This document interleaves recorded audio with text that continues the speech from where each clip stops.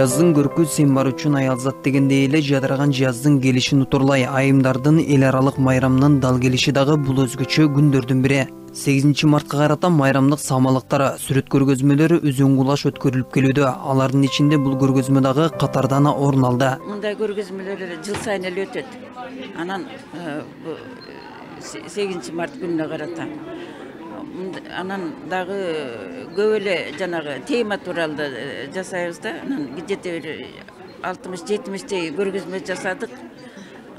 Анан кыздар улам барган сайын көбөйүп атат, студенттер да кошулуп атат.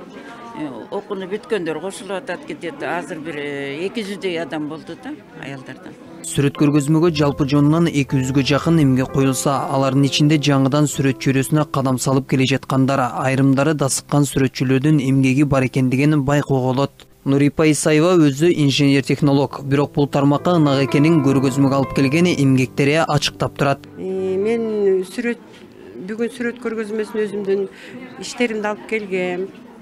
Бирок мен деген специалист эмесмин сүрөт боюнча. Бир жөн эле кызыгуучу, баягы сүйүүчүмүн да. Сүрөтүм болсо мына бул жерде символ семейное счастье, бул жерде Саймалы таш философский да, философство эме. Бул жерде вселенный, морики жердеги биздин эме, булар болсо вселенный.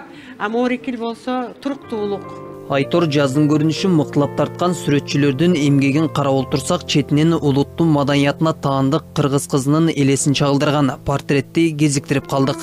Ошол бир заманбап эмени стилди колдонуп, элечекчен татынакай кызды, биздин кыргыздын кызын тарттым.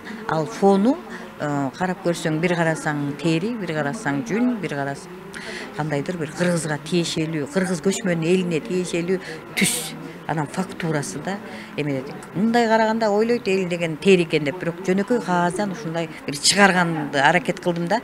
Ушундай фактурный бир четтери тытык сыяктуу байыркы эски, а бирок биз азыр да колдонуп, азыр да сүйүп, ошо азыр да көргөнгө көрөрмандар ушул талап кылып атышат да. Бул эмгектердин баары айымдардын чеберчилигинен жаралгандыгы шексиз. Анткени айымдардын колунан көөрү төгүлөрүн кыргыз коомчулугу жазбай тааныйт. Бул жерде графика, май боек иштелген, анан жанагы кол өнөрү коюлуп атпайбы, ошо прикладное искусство. Эми май боек иштегенин өзгөчө мен белгилеп кетер себебим ушу жаратылыш жараткан экен. Аялдар түстү тереңирээк көрөт да, эркектерге караганда. Эркектер мисалга жашыл эле көктө эле койсо, ошо көк, жашылдын көп түрүн бул аялдар айта алат. Бул баягы научно баягы доказать этилген нерселер да. Ошондон бул иштер бир жерде аябай бир кызыктуу, жакшы иштер коюлган.